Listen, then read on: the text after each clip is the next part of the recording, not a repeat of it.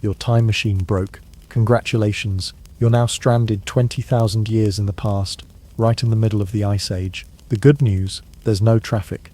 The bad news, everything else. You're cold, hungry, underdressed, and you just made intense eye contact with a mammoth the size of a 2-story house. Oh, and that thing behind it? That's a saber-toothed cat. It sees you, it knows you're soft, and it's judging your fleece hoodie. Hello, travelers. Histories do not always need to be boring. You can rest here and listen to hilarious histories to drift off to sleep. Tonight, we will explore the topic, why you wouldn't survive the Ice Age, and many more. Before we continue, leave a comment to let me know when and where you are listening to this, and hit the subscribe button, but only if you enjoy what I do here. Let's begin. Starting with the obvious. It's cold, not forgot your jacket. Cold, not even why did I agree to go camping. Cold, no, this is minus 40 degrees Celsius, which coincidentally is also minus 40 Fahrenheit. That's the sweet spot, where both scales agree you're about to meet your maker. This is the kind of cold that doesn't just make your fingers numb, it interrogates your will to live. It doesn't matter how many layers you have on, unless one of those layers is a woolly rhinoceros.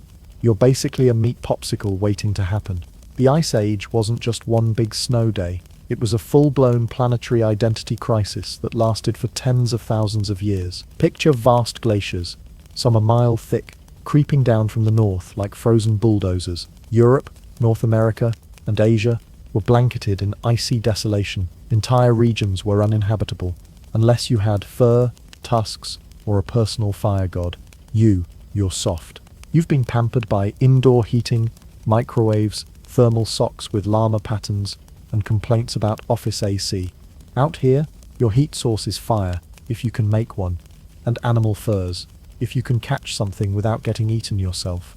There's no heated blanket, no hot cocoa.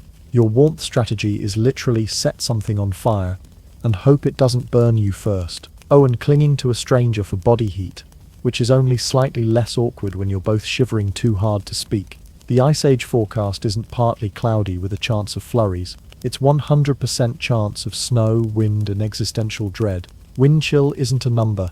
It's an emotional state. It blows across the frozen tundra like it's trying to erase your skin from your bones. And forget checking the weather app. Your only meteorological clues are the mammoths migrating south. Did the sky turn grey again for the 147th consecutive day? Is the wind making that sound that causes involuntary sobbing? Still think you've got what it takes? Let's talk hypothermia, because you're about to become personally acquainted. It starts with a nice cozy shiver. That's your body trying to warm itself. Cute, right?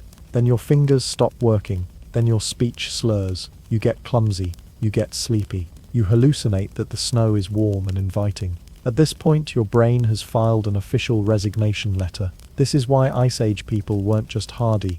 They were basically biological miracles wrapped in bison skins. Their lives revolved around staying warm. Fire wasn't just a comfort. It was a lifeline. They built shelters lined with moss, animal fat, and bones to trap heat. They slept in tight huddles, not because they liked each other, but because death was the alternative. Meanwhile, you're trying to rub two sticks together like it's a YouTube tutorial, wearing sneakers, wondering if that distant mammoth herd would be willing to share their sleeping arrangements. You wouldn't last an hour. The cold doesn't care about your dreams. The cold doesn't negotiate. The cold just waits, and slowly, silently, turns you into history. You're hungry. Not, I skipped lunch, hungry. Not, intermittent fasting, hungry. This is the kind of hunger where your stomach sounds like a growling cave bear, and your brain starts seeing nearby rocks as potential snacks. Unfortunately, there's no refrigerator, no granola bars, no peanut butter toast, no Uber Eats, Grubhub, or that suspicious burrito place that stays open until 3 a.m. The only food available is several tons of angry, hairy elephant, a creature so massive it makes your Toyota Corolla look like a chew toy. And just to make things worse, the mammoth is basically a walking tank with fur, 10 feet tall at the shoulder, weighs as much as a school bus, covered in hair that laughs in the face of sub-zero temperatures. It has tusks the size of surfboards and a temper to match. And yes, you have to hunt it, with sticks, pointy sticks, maybe some rocks, and a strong belief in miracles. Mammoth hunting is not a leisurely morning errand. It's not, hey guys, wanna grab brunch. It's more like, hey guys, wanna risk death together and hope we don't all end up as mammoth meatloaf. This is a violent, muddy, freezing team-building exercise where your job is to either distract the mammoth birth, throw a spear and scream, or fall in a pit you forgot you dug yesterday. Oh yes, pits. Ice Age hunters often dug giant camouflaged death pits, luring mammoths to their doom with clever tactics like waving torches and yelling like lunatics. The mammoth would hopefully fall in and get stuck long enough for the hunters to move in and finish the job with stone-tipped spears. Sounds clever until you remember you have to get close enough to poke something that can literally stomp a man flat. And even if your group does manage to kill one, now you've got to butcher the thing with stone knives in the cold, while watching out for wolves, saber-toothed cats, and that one guy in the tribe who never helps but always wants the biggest piece. The reward: mammoth meat. Lots of it. Thousands of pounds of prehistoric steak. And if you're lucky, a little bit of marrow and fat, which are critical because calories mean survival. These people didn't eat for taste. They ate for thermodynamic efficiency. Think of food not as pleasure, but as firewood for your body. You don't get cravings, you get desperate equations. Can I chase that thing for 6 hours without dying of hypothermia? Will this kill me or fuel me? Is this root edible, or will it turn my intestines into a modern art exhibit? Which brings us to foraging. You might think, hey, I'll just eat some plants. Wrong. Welcome to the frozen buffet of nothing. Ice Age vegetation is mostly dry grass, sad shrubs, and a few berries hiding under the snow like they're in witness protection. Half the things you find are toxic, the other half taste like frozen dirt. The berry odds are 50/50ths. Either they nourish you, or they kill you. But at least either way, you'll stop being hungry. One way just involves more twitching. Nuts and roots exist, but they're hard to find, and even harder to digest without boiling. And since your cooking equipment consists of a rock, a stick, and unshakable optimism, that's not going to help you much. Remember, early humans didn't have a cookbook. They had a trial and error system that often ended in dramatic errors. Someone had to be the first person to realize this mushroom made grog dance for 12 hours and scream at the sky. Let's not eat that one again. So you're cold, weak, starving, and you just found a frozen beetle under a log. Congratulations, that's lunch now. In short, you don't get breakfast out here. You survive breakfast. You don't sip coffee while scrolling your phone. You gnaw dried meat while checking the horizon for death. Protein shakes, you wish. This is protein panic. Nutrition is a gamble. And dinner, if you're lucky, it's not you. Let's talk fashion. You showed up in sneakers and jeans, maybe a hoodie, maybe even a puff jacket. Adorable, really. But out here, that makes you about as well dressed as a popsicle. Meanwhile, the local humans, actual Ice Age survivors, are strutting around in outfits that say, I eliminated this myself, and now I'm wearing it. They're decked out in layered furs, hand-stitched hides, and boots so insulated they could double as sleeping bags. These people didn't shop at Rii. They invented Rii out of desperation and mammoth parts. Their clothing isn't just warm, it's life insurance with sleeves. Let's break it down. The outer layer, thick animal hide, tough enough to block wind, snow, and saber-toothed fang. The inner layer, soft fur or woven grass for insulation. Yes, grass. You'd be amazed what early humans could weave when their fingers weren't falling off from frostbite. Sewn together with what? Sinew. That's dried animal tendon, nature's original thread. And guess what they used for needles? Sharpened bone. So yes, you're looking at prehistoric couture held together with anatomy and primal determination. And you're standing there in denim, a fabric that soaks up cold like a sponge and freezes solid in 2 minutes flat. Your sneakers? Those are basically ice scoops strapped to your feet. Your hoodie might as well be made of wet paper towels. And those fingers you were so proud of, you'll be saying goodbye to at least 2 of them. Probably the pinky. Always the pinky. Here's a fun Ice Age challenge. Try making your own clothes. No fabric store, no sewing machine, no helpful grandma. Just some flint shards, a dead reindeer, and a growing sense of dread. Start with scraping the hide clean. That's right.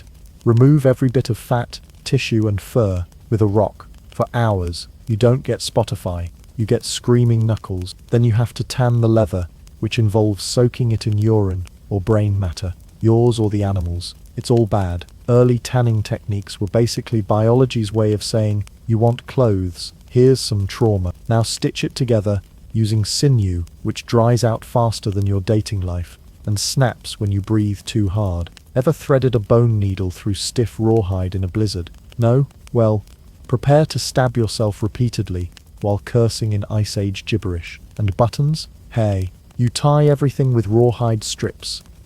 And a prayer, maybe a bone clasp, if you're feeling fancy. And if your pants fall down mid-hunt, that's just natural selection at work. The boots, made from layered fur and soft leather, stuffed with moss or dry grass for padding.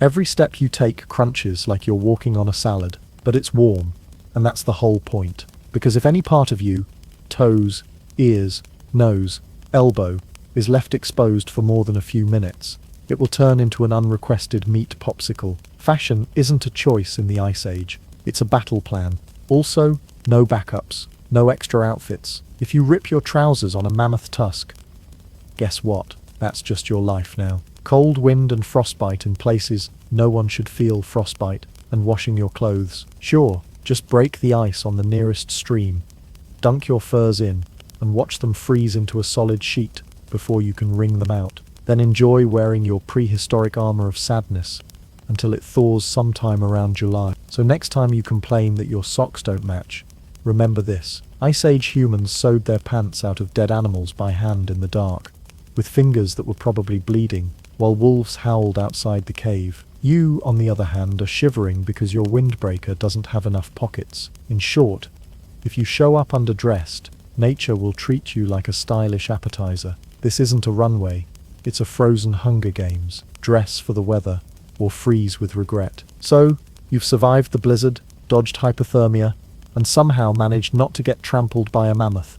Great. Now it's nighttime, and surprise, the temperature is dropping faster than your morale. You need shelter, and not the cozy rustic kind with fairy lights and a wood-burning stove. You're looking for the kind of shelter that won't kill you slowly in your sleep. Unfortunately, this is the Ice Age. There are no cabins, no tents, and absolutely no front desk with hot cocoa and a complimentary toothbrush. Your options are bleak. In fact, you basically have two terrible choices.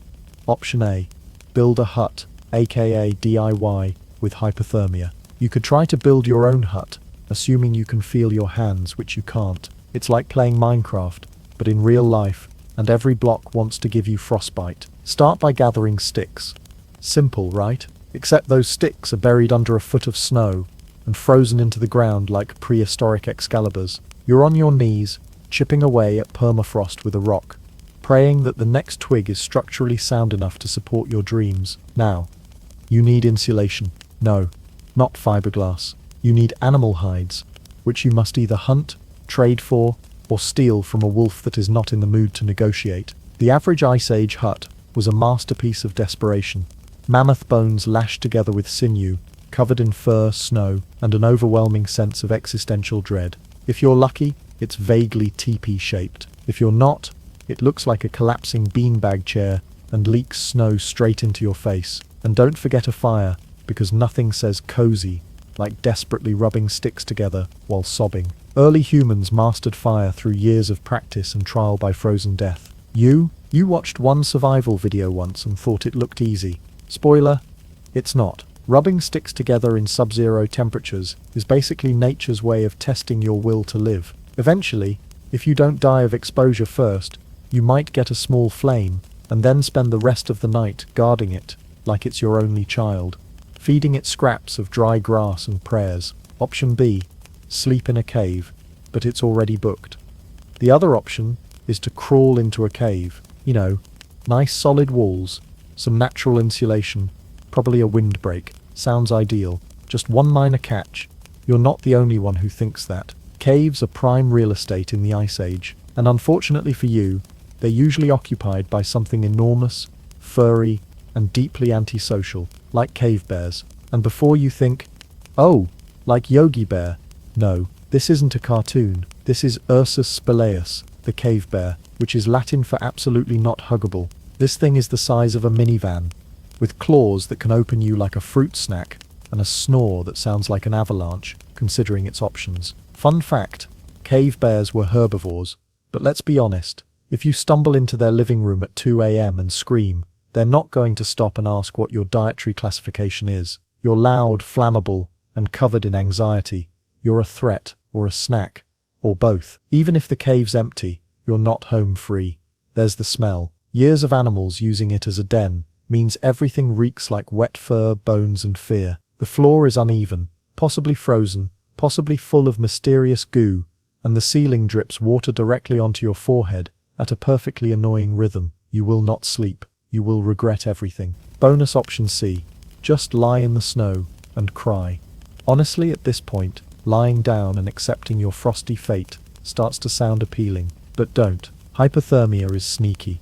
It starts with shivering, then you stop shivering, then you feel strangely warm. Then you think it's a good idea to take off your clothes and nap in a snowdrift. That's not enlightenment.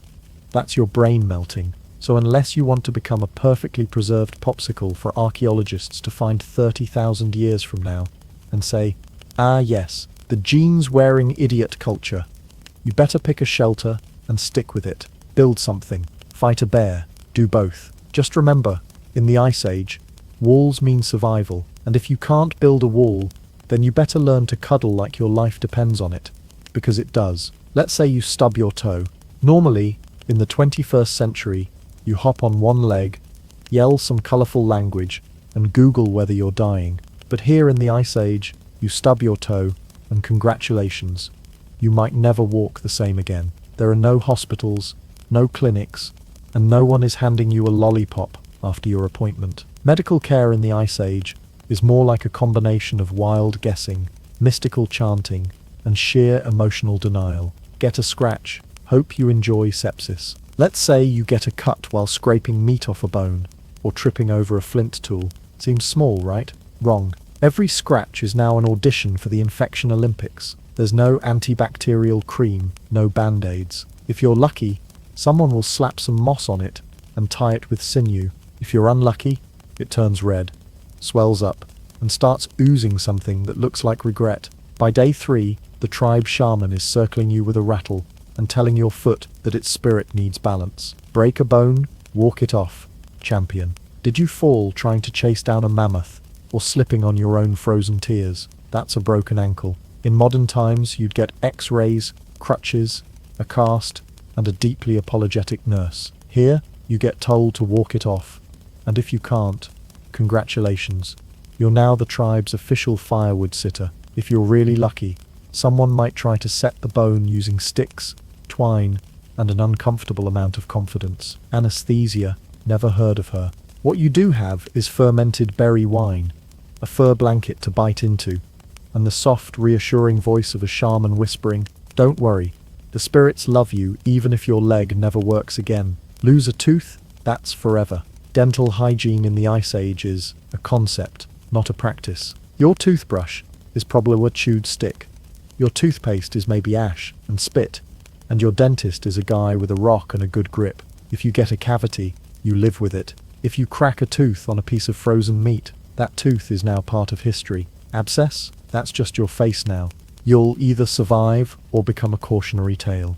Oh, and braces. Those are science fiction. If your teeth grow in weird, you just rock that prehistoric snaggle smile like it's high fashion. Confidence is your only orthodontist. Cold? Fever? Allergies? Get in line behind the saber-tooth wound, feeling under the weather?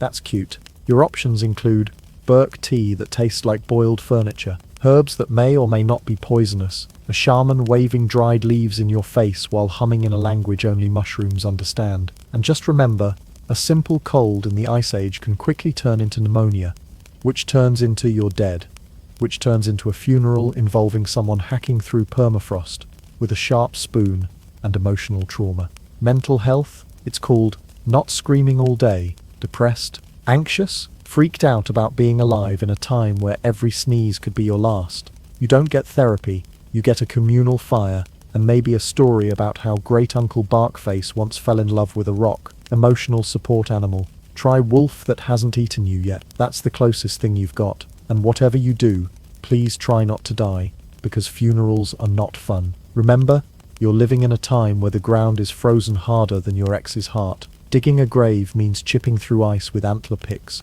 while everyone pretends this is a respectful and solemn experience, not back-breaking manual labor in sub-zero temperatures. Burials take hours, sometimes days, and sometimes they just don't happen. If the ground's too hard, you might just get left in the snow with a few heartfelt grunts and a token necklace. Sorry.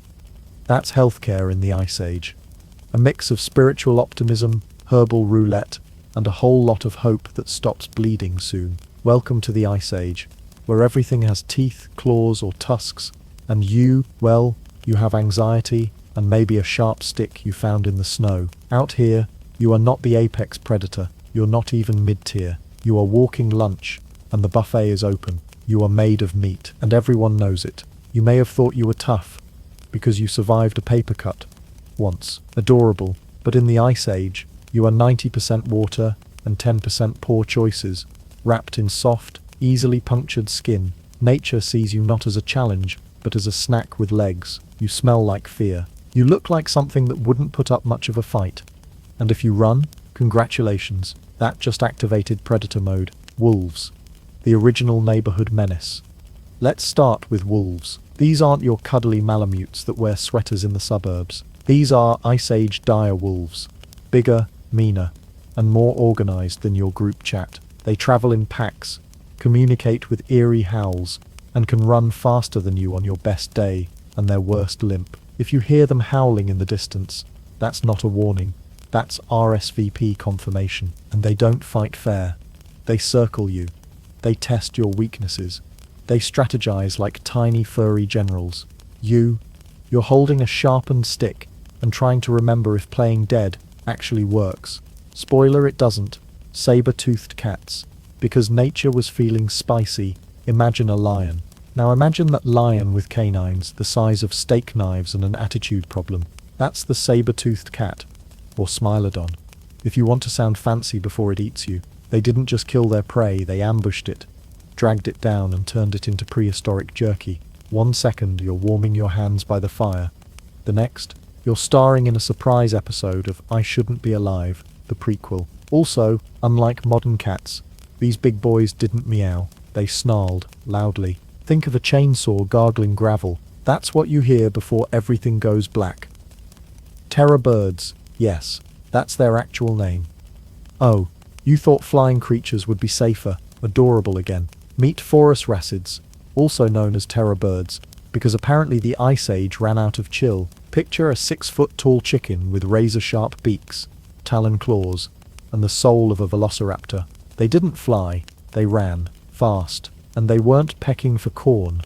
They were sprinting full speed at you like a poultry-themed horror movie villain. These birds could crush skulls with a single strike, so next time you're chased by a bird today, just be glad it's not one that trained for combat in the Ice Age. Mammoths.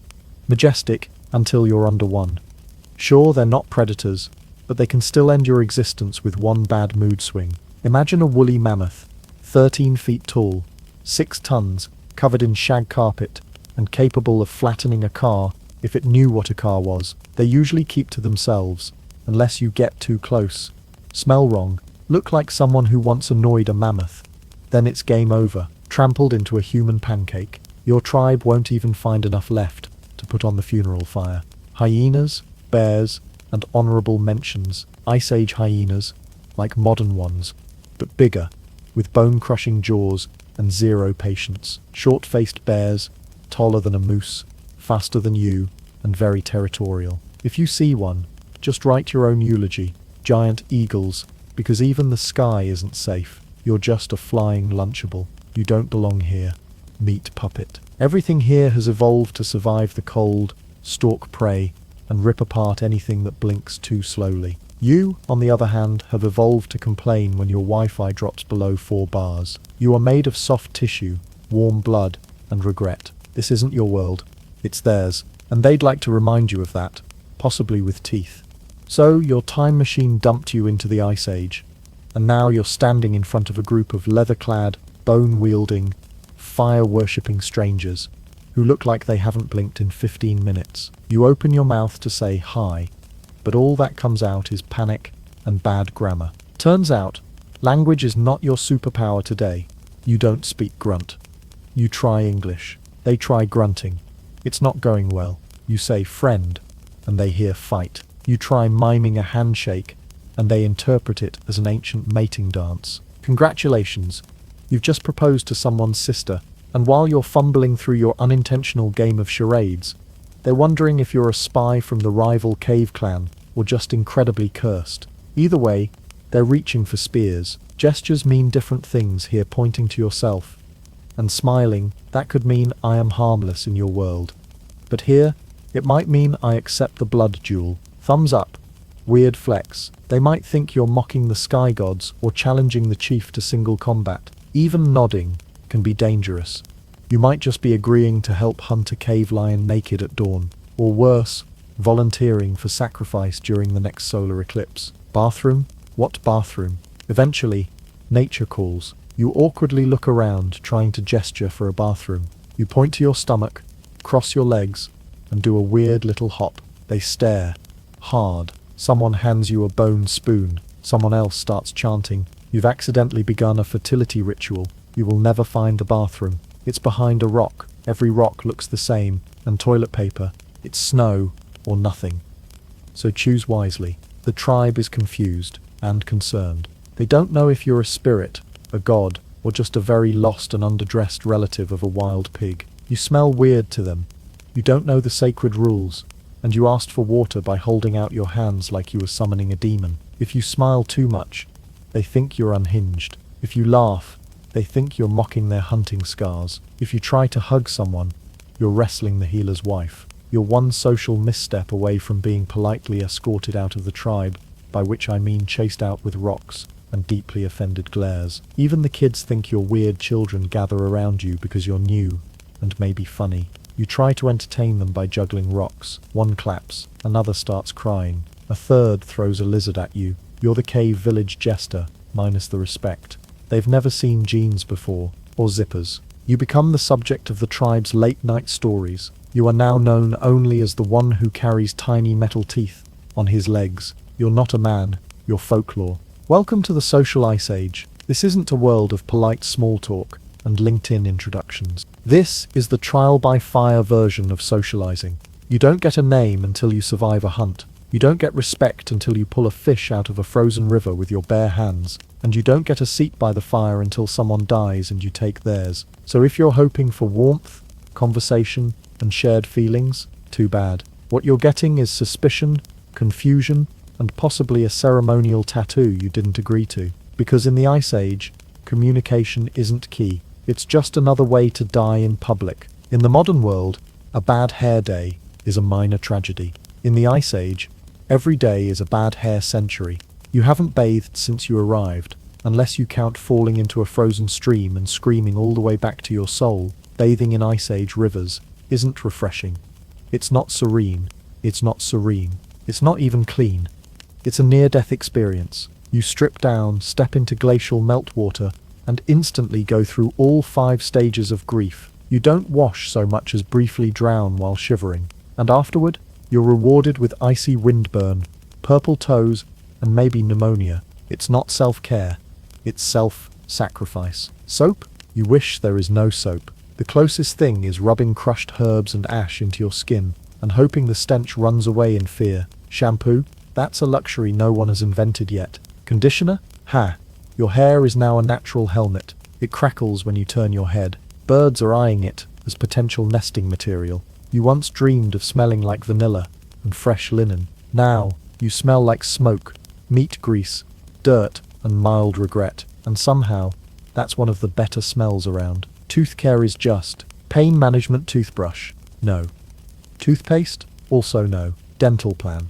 That's called don't chew rocks. If you're lucky, you'll gnaw on a stick like a beaver and call it dental hygiene. If you're really lucky, you'll only lose your molars when a frozen bone soup cracks them in half. The rest of the time, you walk around with breath so deadly it could qualify as a weapon of war. People give you space, not out of respect, but because your mouth smells like it's fermenting despair. Toilets? Nature is watching.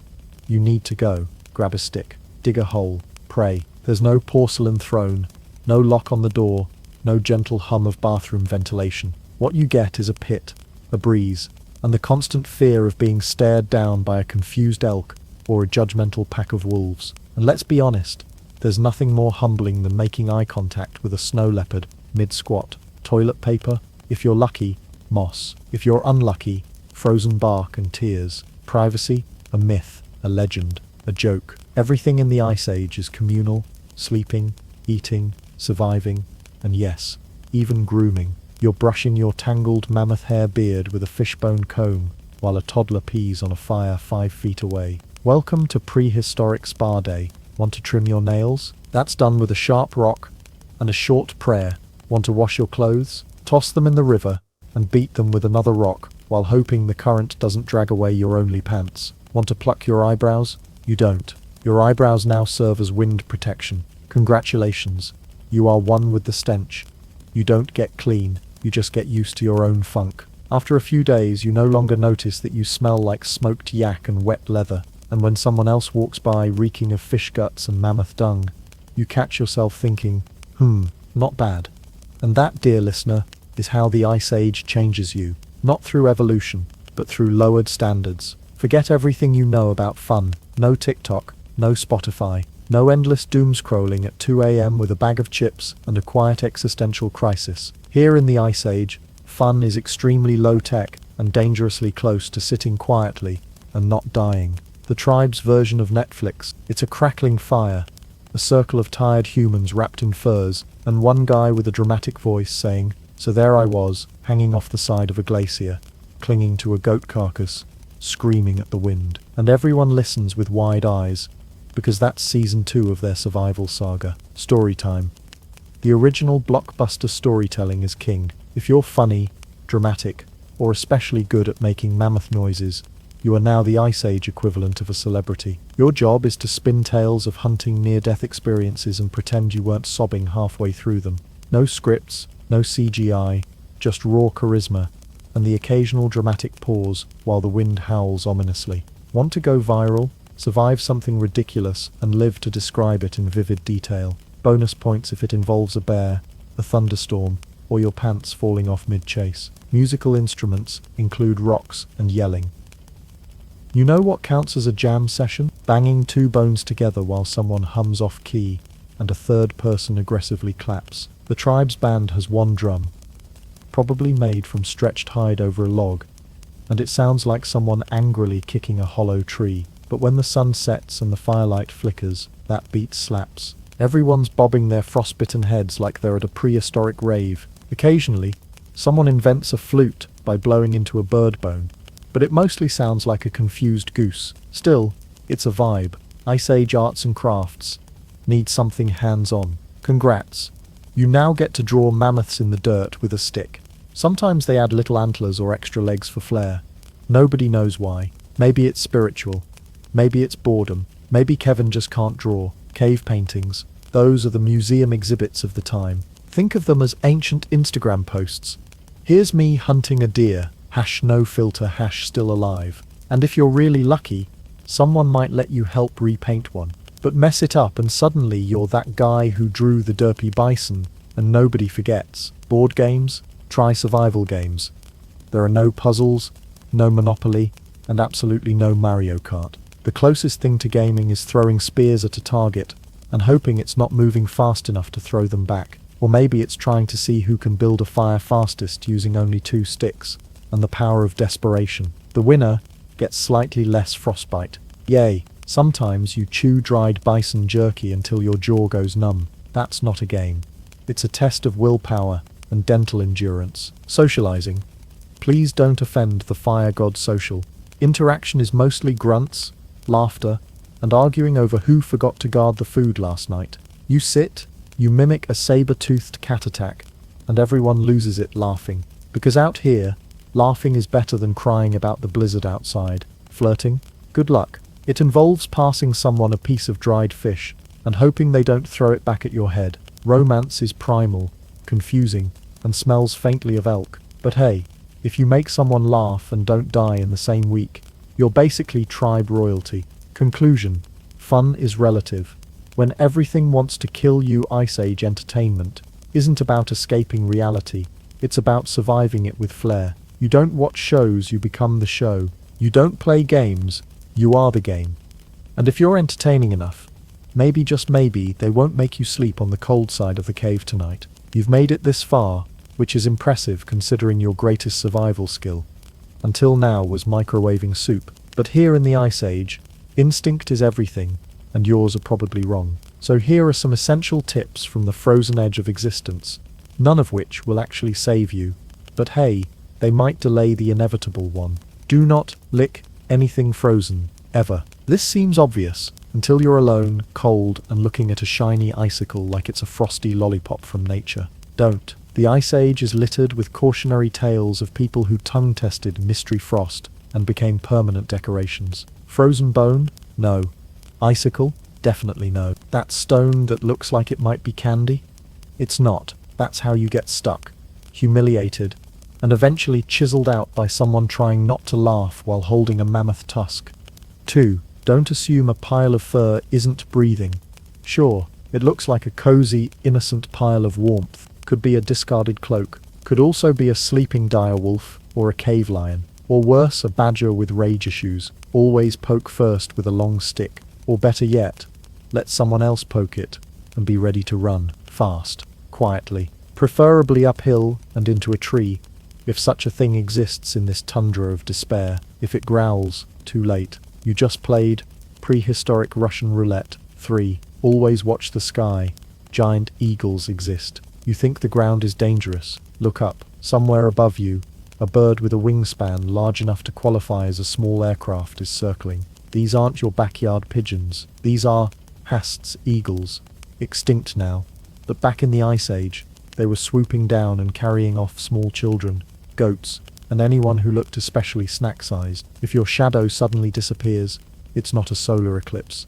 It's time to hit the deck and pray it mistakes you for a rock. 4. If someone hands you fermented mammoth milk, smile and drink. Cry later. Hospitality matters. If a member of the tribe offers you a chunky, sour, slightly twitching cup of prehistoric protein sludge, you drink it. That's their kombucha. That's their trust. That's also their punishment for surviving winter.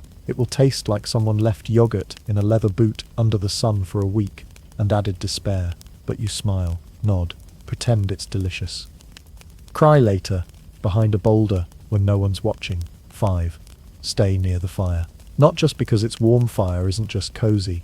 It's a force field against the darkness. Everything out there, the wolves, the wind, the night itself, wants you gone. Fire means safety. Fire means light. Fire means you can see the thing trying to eat you before it gets too close. Sort of. Wander too far from the glow, and you'll find yourself alone in a frozen nightmare, wishing you were back by the fire, even if it smelled like burning mammoth dung and unwashed feet. The 6. Don't wander off alone, even if nature calls. You may think you just need to relieve yourself behind a rock, but congratulations. You just became a side quest for a nearby predator. Always go in pairs, not because it's romantic, but because one of you has to scream for help while the other gets eaten. That's teamwork. 7. If you hear drums and screaming, that's either a party or a predator attack spoiler. It's probably both. Prehistoric celebrations are wild. There's yelling, fire dancing, and possibly people wearing antlers. But sometimes, screaming means someone just woke up next to a saber-toothed cat. The tip here is always carry a stick, preferably a sharp one. Bonus points if it's also your spoon. 8. Make friends with the old lady who talks to bones. Every tribe has one. She lives slightly outside the main hut cluster, wears 17 layers, speaks in riddles, smells like herbs and secrets. She's not just eccentric. She's the shaman, the healer, the keeper of weird survival tricks, like how to stop a nosebleed using moss and eagle feathers. Respect her. Bring her gifts. Let her name your spleen. She might be your only chance if your tooth starts throbbing or your leg goes sideways. Conclusion. Survive with style or die trying in the Ice Age. Survival isn't guaranteed. It's a combination of instinct, luck, and not doing incredibly stupid things, like yelling at a mammoth, licking glaciers, or trying to fight a bear with optimism. So follow these tips, or don't. Either way, it'll make a great fireside story for the next tribe over. Look, Ice Age humans were tough. They didn't have calendars, thermostats, or snack aisles. They had flint knives, mammoth fur, and the ability to shrug off frostbite like it was a mild inconvenience. You cried when your phone battery died at 12%. You use a blanket for 60 degrees Fahrenheit weather. You think roughing it means camping with a power bank. So no, you wouldn't last a day in the Ice Age. You'd last maybe an hour, two, if the saber-tooth was busy. But hey, at least you'd be part of history. Or at least, a mysterious fossil that future scientists would stare at and say, "What was this one thinking?"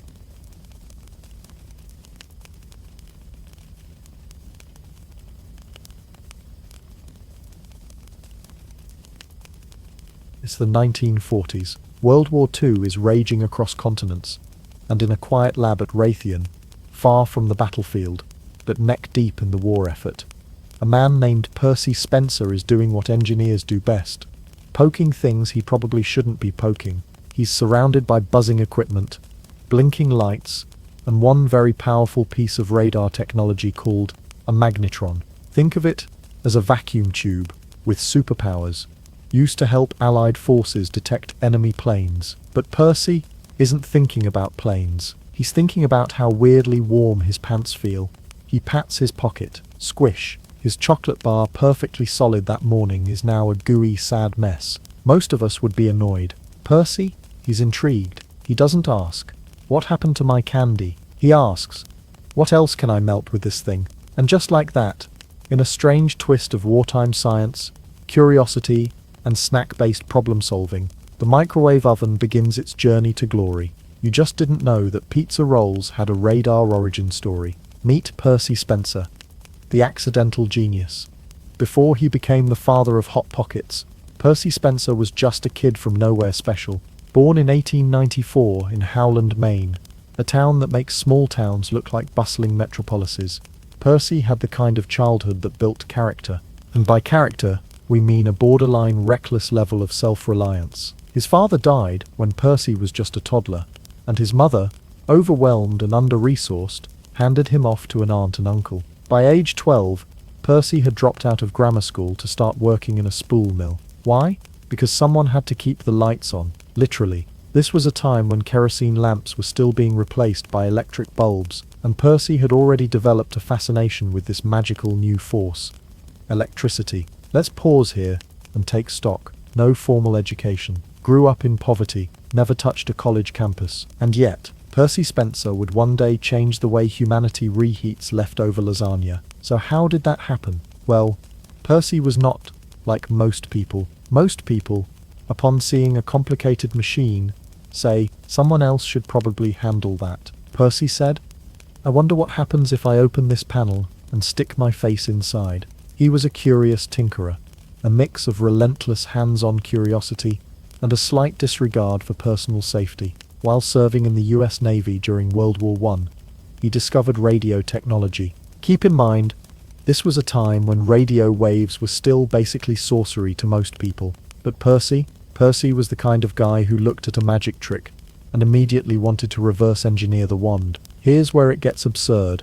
While standing watch aboard a Navy ship, Percy taught himself calculus, not by taking correspondence courses, not through books from some elite university. He literally stood there, on night duty, learning differential equations from scratch, using whatever manuals he could find, and his terrifyingly powerful brain. Imagine standing guard and thinking, "You know what, pass the time," inventing theoretical math. After the war, Percy landed a job at Raytheon, a rising engineering company, helping develop radar technology during World War II. That's where he really started to shine, and possibly glow faintly from all the radiation exposure. Percy wasn't the kind of engineer who filed reports and wore safety goggles by choice. He was a hands-on, "let's see what happens when I do this" type. Give him a magnetron, a device that converts electrical energy into shortwave radio signals, and he'd spend hours poking at it, adjusting wires, and probably ignoring every workplace safety guideline that would exist 50 years later.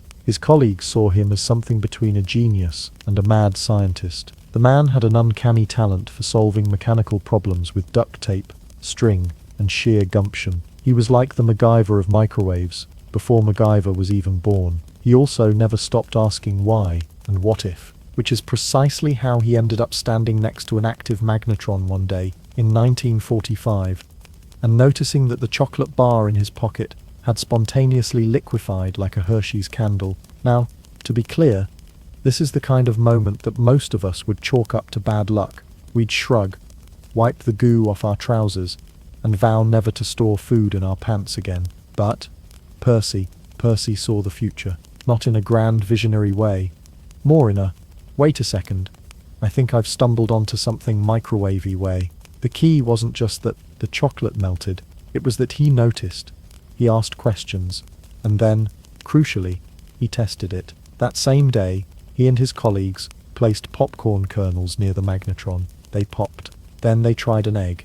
It exploded in a lab assistant's face. Science. So yes, Percy Spencer was many things. Poor kid from Maine, Navy vet, self-taught math wizard, wartime engineer, accidental breakfast chef. But more than anything, he was curious, relentlessly curious. The kind of person who didn't see melted chocolate as a mess, but as a message. A message that said, hey, maybe one day people will cook burritos with radio waves. And he listened. The candy bar incident. It started with a pop, not a dramatic Frankenstein-style crack of lightning, or the whoosh of some majestic scientific discovery echoing across time.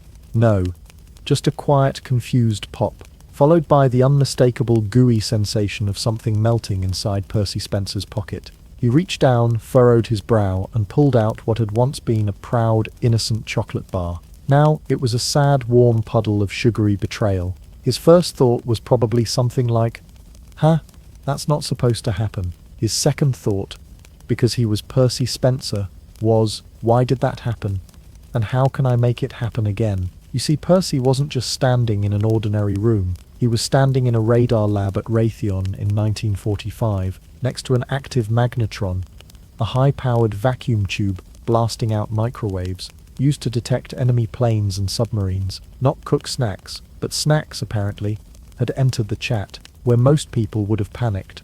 Oh no, the government's top-secret radar beam is melting my pants. Percy got excited. He didn't report a safety violation. He didn't file paperwork. No, Percy did what any respectable curious tinkerer would do. He went to the store and bought popcorn. The next day, he brought a bag of kernels to the lab, stood in front of the magnetron again, and very scientifically just held it there. And to his astonishment, the kernels started to dance, then jump, then burst into fluffy white fireworks right in front of him. Popcorn. Popped. Without fire, without oil, without a pan. Just microwaves. Percy was thrilled. His co-workers were baffled. Somewhere in the background, a military official probably muttered, "This is not what the war budget was for." But Spencer was only getting started. Next test. The egg. For science, of course. He and a colleague placed an egg near the magnetron. The idea was simple. See if it would cook like the popcorn. But eggs, it turns out, are not popcorn. Eggs contain pressure. Pressure that doesn't appreciate being hit with invisible science rays. As the two men stood nearby, the egg started to tremble ominously, like a tiny ovoid volcano preparing for launch. And before anyone could say, "You sure this is safe?" Boom. Eggplosion. The egg detonated and splattered hot yolk all over the poor lab assistant's face. Now, to most people, this would be a sign to stop, to put the magnetron away, maybe re-evaluate your life choices. But not Percy. Percy's reaction was more like, perfect, it cooks. Let's build a box. What Percy had stumbled upon, completely by accident, was that the microwaves emitted by a magnetron agitate water molecules in food. The molecules begin to vibrate rapidly, generating heat from the inside out. Unlike conventional cooking, which heats food from the outside in, microwave radiation turns your leftovers into a dance party of molecules shaking themselves warm. This was no ordinary kitchen discovery. It wasn't just a quirky lab accident. Percy had literally uncovered a new way to cook food, and not just any food. Fast food, efficient food, lazy, midnight. Why do I even have 3-day-old meatloaf? Food. The kind of cooking that didn't require fire, pans, or even much thought. And it all began with a melted candy bar. There was no divine lightning bolt, no round table of scientists in lab coats, carefully planning their experiment. Just one curious guy, a government radar tube, and a very confused piece of chocolate. It was classic mad science energy, the kind of moment where chaos and curiosity high-five in a cloud of egg yolk and popcorn grease. Within days, Spencer began designing a controlled enclosure, a box to contain the microwaves and cook food safely, read, without blinding co-workers. It would take some refinement, and early versions were less than user-friendly. Spoiler: the first commercial microwave was the size of a refrigerator, and could have melted your face if you leaned in too far.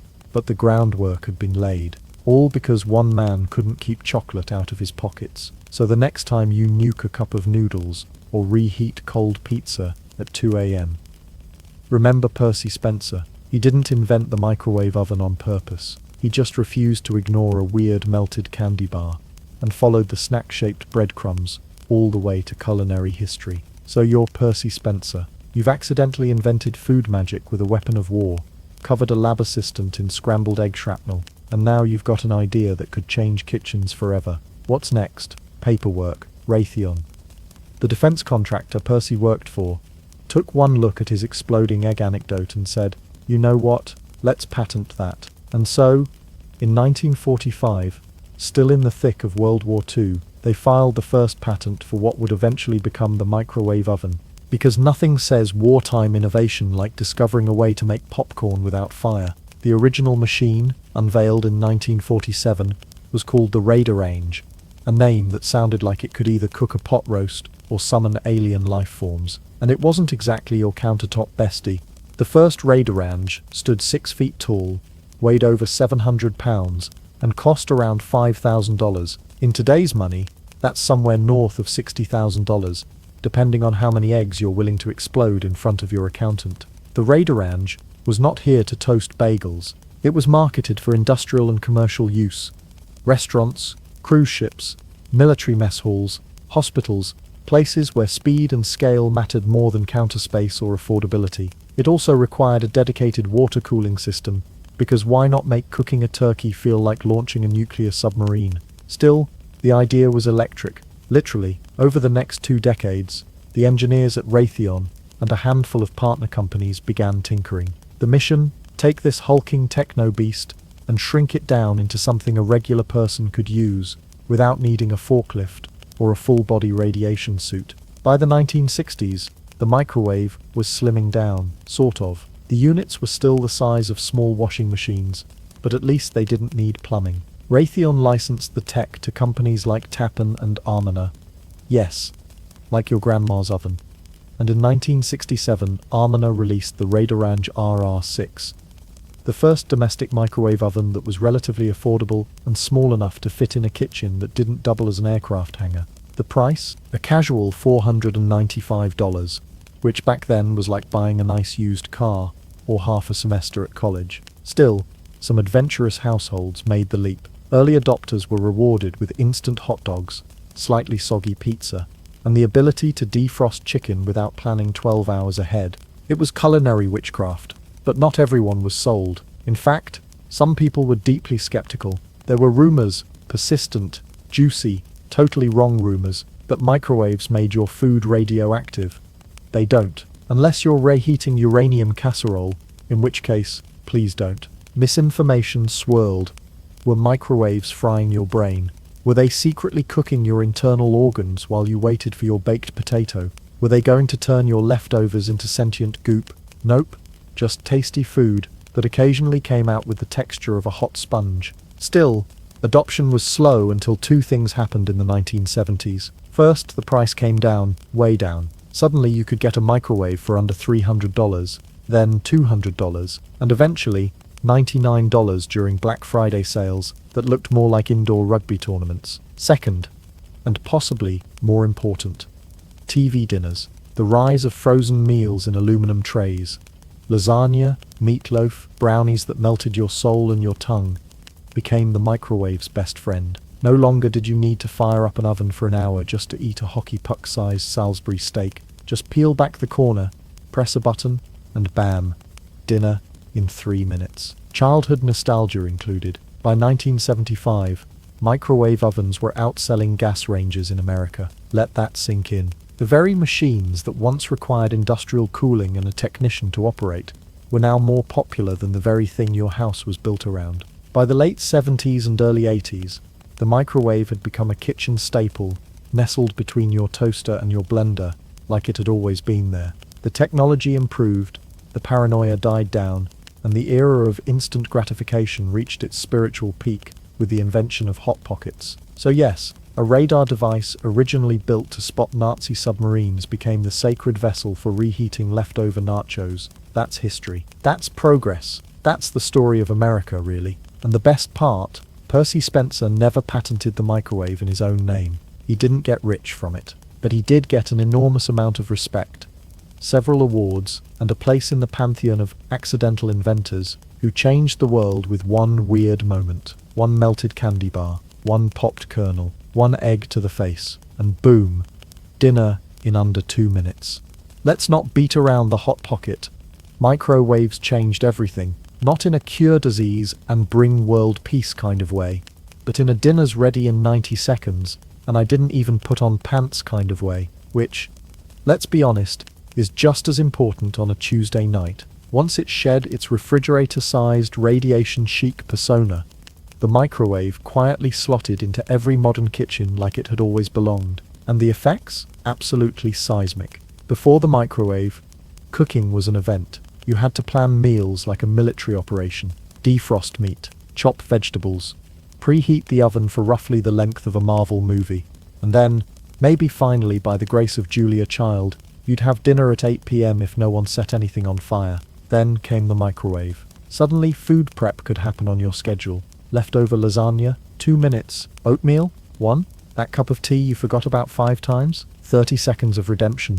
Microwaves redefined time in the kitchen. They liberated us from the tyranny of burners and baking sheets. Suddenly, the act of cooking wasn't limited to the culinarily gifted or the chronically patient. It was now available to everyone, including those whose cooking skills peaked at can make toast without crying. Microwaves didn't just change how we cooked, they changed who cooked. Enter the era of the college student, armed with a mini-fridge, a dorm-size microwave, and a survival kit of ramen, popcorn, and desperation. The bachelor, whose idea of dinner was a microwave burrito and a flickering TV set. The newly independent adult, celebrating financial freedom by heating up frozen mac and cheese at 1 a.m. like it was gourmet cuisine. Microwave cooking became a rite of passage. It was messy, experimental, often inedible, but it was yours. The microwave was your first real kitchen appliance. It didn't judge, it didn't require skill, it welcomed your half-wrapped frozen enchiladas with open waves.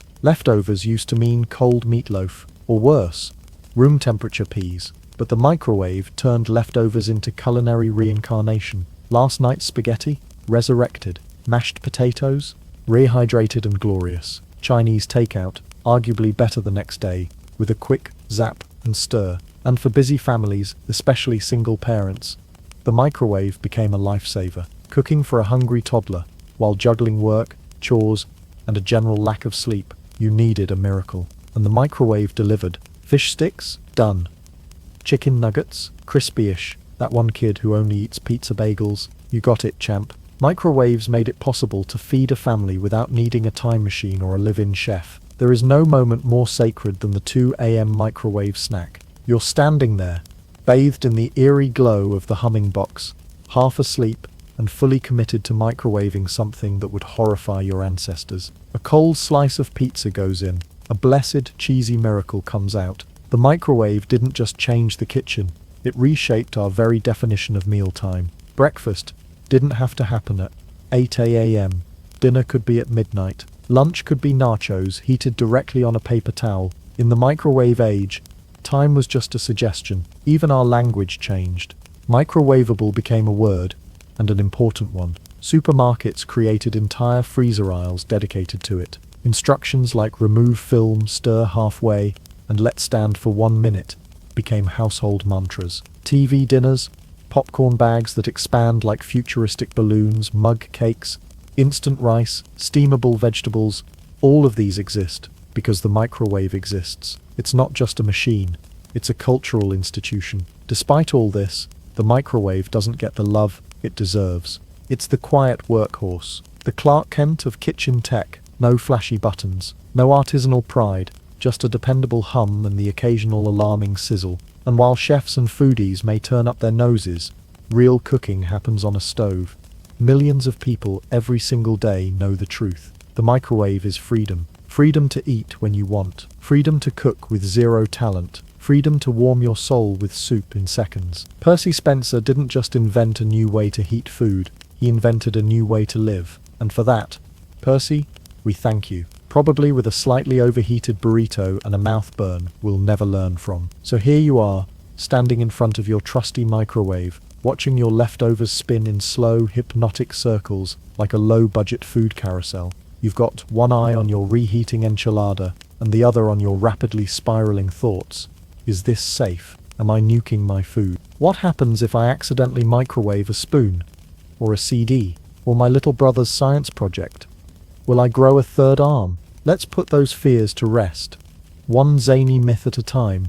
Because while microwaves are magical, they're not that magical. Myth #1. Microwaves equal sign radiation. Equal sign mutant pizza.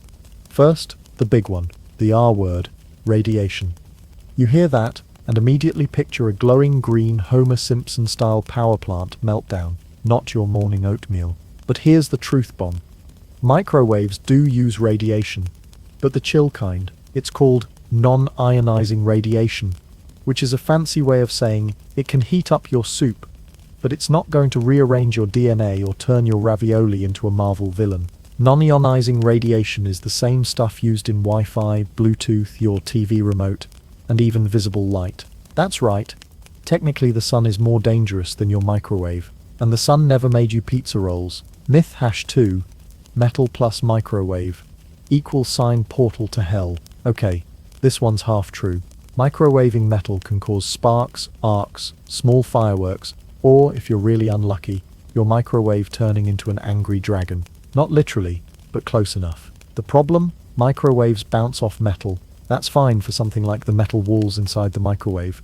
They're designed to handle it, but toss in a random fork, or your gold-plated Star Wars mug, and the waves bounce around like caffeinated raccoons in a tin can. Cue the sparks. Even worse, crinkly aluminum foil. That stuff gets wild. 1 second it's covering your lasagna, the next it's reenacting a miniature lightning storm. So yes, don't microwave metal. Not because it's toxic or radiation leaky, but because your appliance might panic and explode in a very "this is why we can't have nice things" way. Myth #3.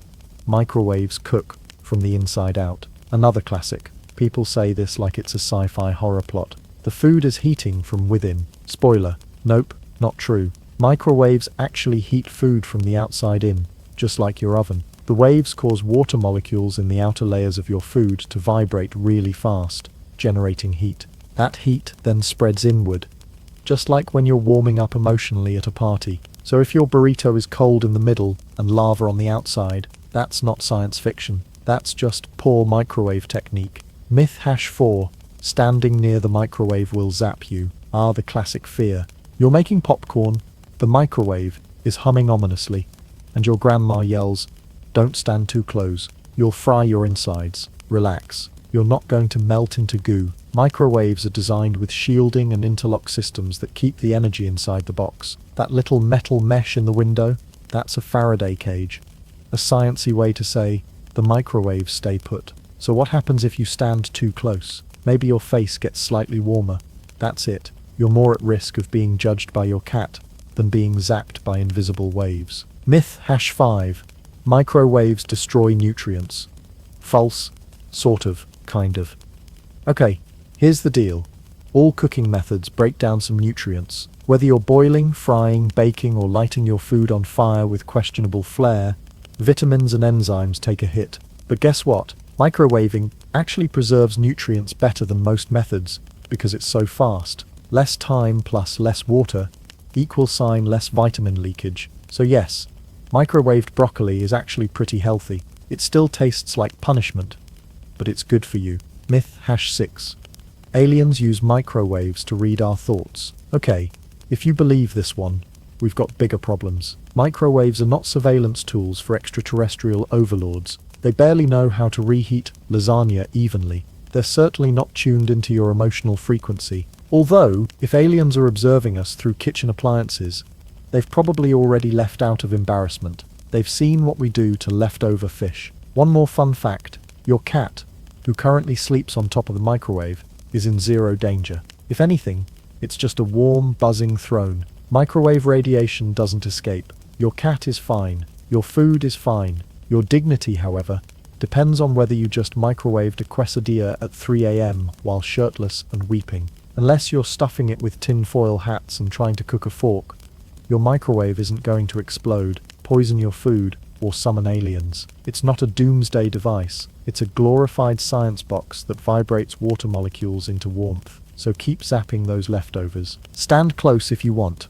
Ignore the rumors. And maybe, just maybe, don't microwave your AirPods just to see what happens. You're welcome, humanity. Percy Spencer didn't set out to revolutionize the way humanity reheats pizza. He was just doing his job, tinkering with radar equipment in a wartime lab, when fate decided to use a candy bar as a delivery system for greatness. That gooey chocolate smudge in his pocket, that was history melting.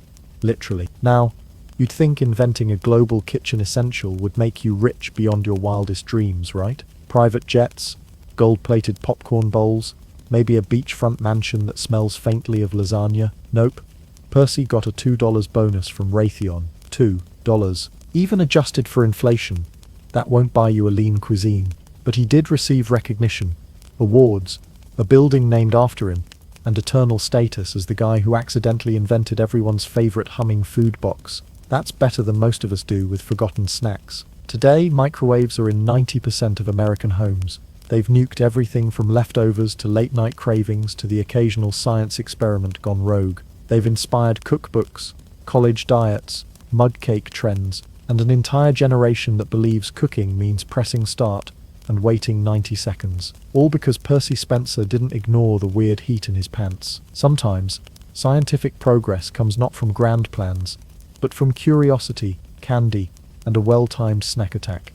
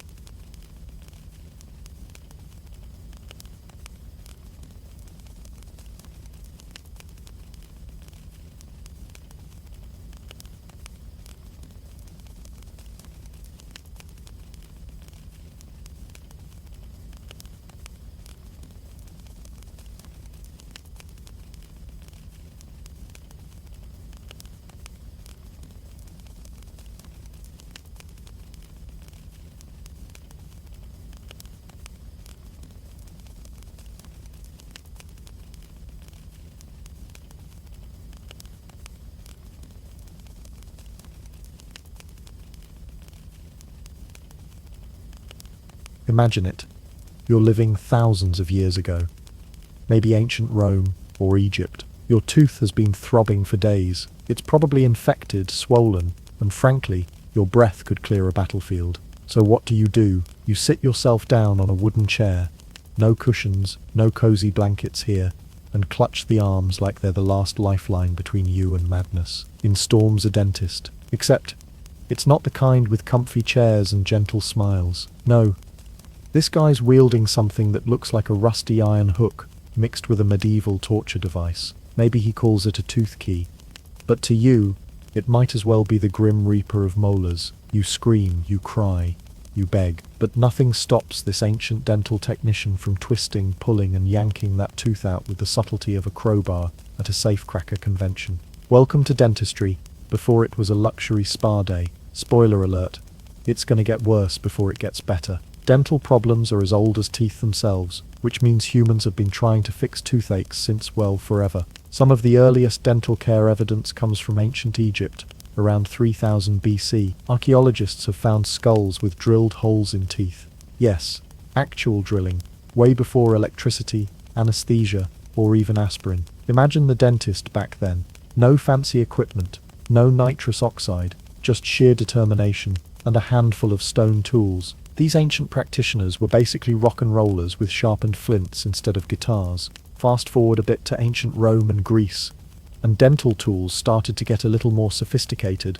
But by sophisticated, we mean they invented something called the tooth key. Now the tooth key looks a bit like a large door key, but with a claw at the end, designed to grip your tooth and yank it out. Sounds painful? Oh, it was. The tooth key functioned much like a crowbar at a bank vault. Just imagine someone sliding it under your molar and turning it with no warning. If the tooth key slipped, which it often did, you risked broken teeth, cracked jaws, or worse, and anesthesia. That was basically a luxury you didn't get. If you were lucky, someone might knock you out with a blow to the head, or give you a swig of wine strong enough to make a Viking blush. Otherwise, it was straight up adrenaline, pure terror, and screaming. Dental hygiene? Forget about it. People brushed their teeth with sticks, crushed herbs, or, if you're unlucky, ashes, and plaque buildup. Well, that just added to the misery. Cavities were left untreated until the pain became unbearable, which often meant you were already halfway to the tooth extraction chair,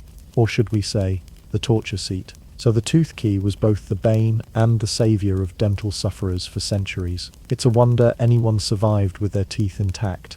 But hey, at least they had something that resembled a tool to help with the pain, sort of. Now, let's fast forward to the Middle Ages, a time when dental care didn't improve much, but the players changed. Enter the barber surgeons, guys who cut your hair, shaved your beard, performed minor surgeries, and yes, yanked your teeth out. In medieval Europe, barbers were basically the Swiss Army knives of healthcare. They weren't trained dentists or doctors, but hey, someone had to do it, right? So alongside trimming your hair and shaping your beard, these multitasking maestros would perform tooth extractions, bloodletting, and even set broken bones. Talk about an all-in-one service. Picture this. You walk into the barber shop for a quick trim, and suddenly you're sitting in the same chair, while the barber straps your mouth open and pulls a molar out with whatever tools he has lying around. Charming, right?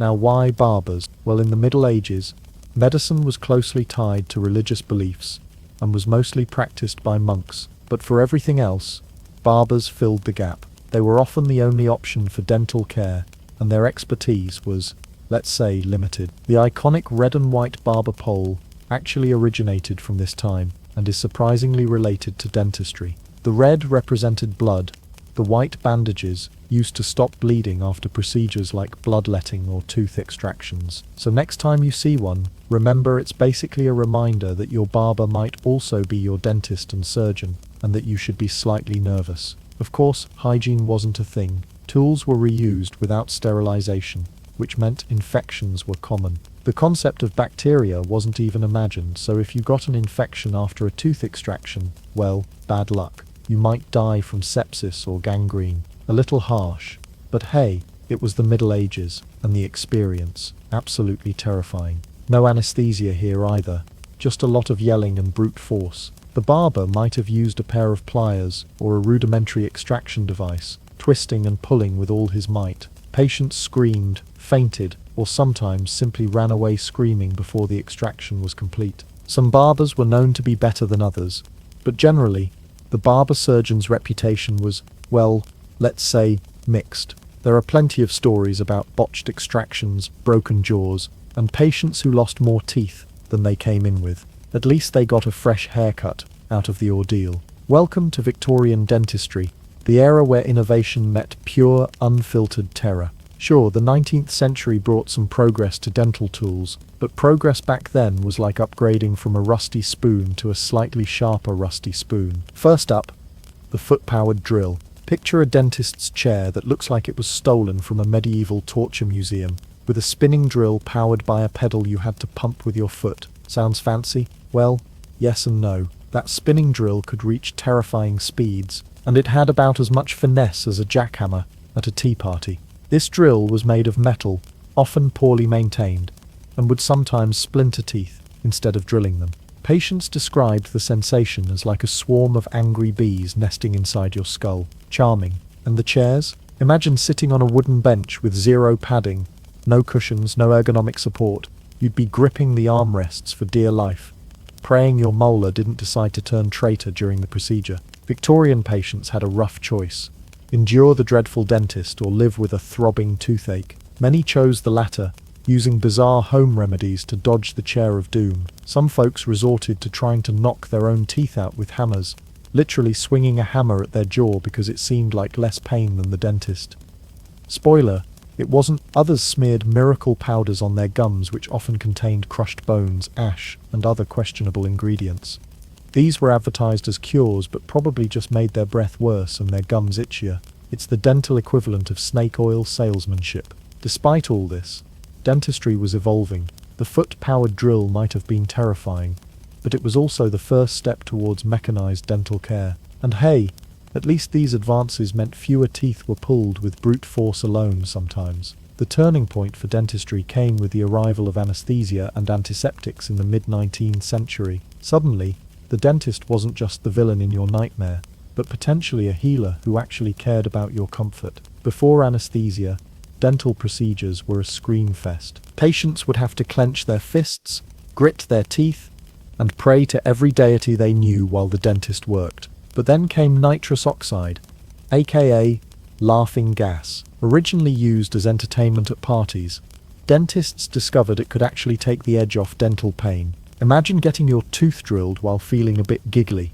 Progress. Then came ether and chloroform, which were more powerful anesthetics used during surgeries. Eventually, the development of Novocaine in the early 20th century revolutionized dentistry by allowing localized numbness. Now, dentists could actually work on your tooth without you feeling every agonizing second. But that's not all. Antiseptics began to change the game. Before, dental tools were rarely sterilized, causing infections and sometimes deadly complications. With antiseptics, dental offices became cleaner and safer, saving countless lives. And what about dental chairs? Goodbye wooden torture devices. Hello adjustable, cushioned chairs that could recline and support patients comfortably. Suddenly, going to the dentist wasn't just about survival. It was almost bearable. Dentists' reputations started to shift, too. From feared torturers wielding rusty hooks, they became skilled professionals who wanted nothing more than for you to open wide and say. Some even got a little friendly with patients, offering reassurance and a steady hand, though the dental drill sound still wasn't exactly music to anyone's ears. So next time you get a painless cleaning or a quick filling, remember, it took centuries of screaming, hammer-wielding patients and foot-pedaled torture machines to get there. Now, let's lighten things up with some fun dental facts and bust a few myths from history's weirdest tooth tales. Myth hash 1. Teeth grow back like sharks. Sorry to disappoint, but your adult teeth do not grow back once they're gone. Unlike sharks or some reptiles, humans are stuck with just one set of permanent teeth, so losing a molar back in the day meant permanent tooth gap cheek. Myth hash 2. Did people really use urine to whiten teeth? Believe it or not, yes. In ancient Rome, people used urine as a teeth whitening agent. Ammonia in urine acted as a bleaching agent. Thankfully, modern toothpaste tastes better and doesn't come with a warning label about, well, you know. Weird historical practice. Bone powder toothpaste. Back in the day, toothpaste wasn't a minty paste, but often crushed animal bones or shells mixed with charcoal and herbs. This gritty concoction probably did a decent job scrubbing teeth, but might also have been a bit abrasive. Ouch. Fact. Toothworms were blamed for cavities. Long before bacteria were discovered, many cultures believed that cavities were caused by toothworms tunneling inside teeth. So next time you feel a cavity coming on, just imagine tiny worms throwing a rave inside your molar. Fact. George Washington had fake teeth. Made of what? Not wood, as popular myth says. His dentures were made from a mix of hippopotamus ivory, gold, and even human teeth, so you could say he rocked some pretty wild dental hardware for his time. These strange facts remind us that dentistry has been an ongoing experiment, sometimes gross, sometimes painful, but always fascinating. So where are we now? Thankfully, modern dentistry has come a long way from foot-powered drills, rusty tooth keys, and barbers wielding pliers after a haircut. Today we have painless procedures, sparkling clean clinics, and dental professionals who genuinely want to help you keep your smile intact. But let's take a moment to appreciate all the brave souls who survived centuries of dental horror, those who screamed, fainted, and maybe even fought back with a hammer. Next time you're sitting comfortably in the dentist's chair, waiting for your gentle cleaning or quick cavity fix, just remember, it wasn't always like this, and be glad that the closest thing to a torture device these days is the scary dental bill, because somewhere out there, lurking in the shadowy past, is a tooth key waiting to snatch your molars with no mercy. And that, my friend, is reason enough to smile wide and appreciate modern dentistry.